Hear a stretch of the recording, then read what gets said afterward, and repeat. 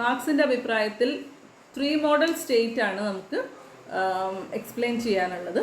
First one is liberal state, second one is arbiter model and third one is functionalist model. Okay, arbiter model എന്ന് പറയുമ്പോൾ struggle between 2 ബൂർഷ്വാസീസ്, 2 ബൂർഷ്വാസികൾ തമ്മിലുള്ള, അതായത് നമ്മൾ competitive market എന്ന് പറയാം. അംബാനിയും അദാനിയും തമ്മിൽ വഴക്കുണ്ടാകുന്നു, അല്ലെങ്കിൽ അവർ തമ്മിൽ എന്ത് ചെയ്യുന്നു, സ്ട്രഗിൾ ചെയ്യുന്നു എങ്കിൽ that is arbiter model. And functionalist model educating working force according to the technology, ടെക്നോളജിക്ക് അനുസരിച്ച് ആളുകളിൽ വർക്കിംഗ് ഫോഴ്സിൽ അവയർനെസ് ഉണ്ടാക്കപ്പെടുന്ന മോഡലാണ് ഫങ്ഷണലിസ്റ്റ് മോഡൽ. ഓക്കെ, ഇനി നമുക്ക് ഹോബ്സിൻ്റെയും ലോക്കിൻ്റെയും liberal theory of state ആണ് പറയാനുള്ളത്. They argued that society has risen out of voluntary argument അല്ല, ഇത് അഗ്രിമെൻ്റ് ആണ് കേട്ടോ, സ്പെല്ലിംഗ് മിസ്റ്റേക്സ് ഉണ്ട്. സോ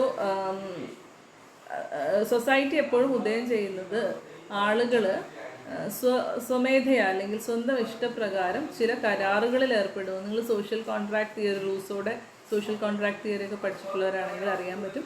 സോഷ്യൽ കോൺട്രാക്ട് എന്ന് പറയുന്നത് തങ്ങളുടെ ജീവനും സ്വത്തും സംരക്ഷിക്കപ്പെടുവാനായിട്ട് താരതമ്യേന തങ്ങളെക്കാളും ബലവാന്മാരായിട്ടുള്ള ആളുകളുമായിട്ട് സഖ്യത്തിലേർപ്പെടുകയും അവരോടൊരു കോൺട്രാക്റ്റ് വെക്കുകയും ചെയ്യുന്നൊരവസ്ഥയാണ്.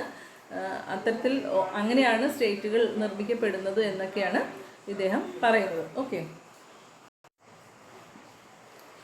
so or a social contract made who recognize power could that establishment of sovereign power could safeguard them from insecurity, disorder or brutality of state of nature.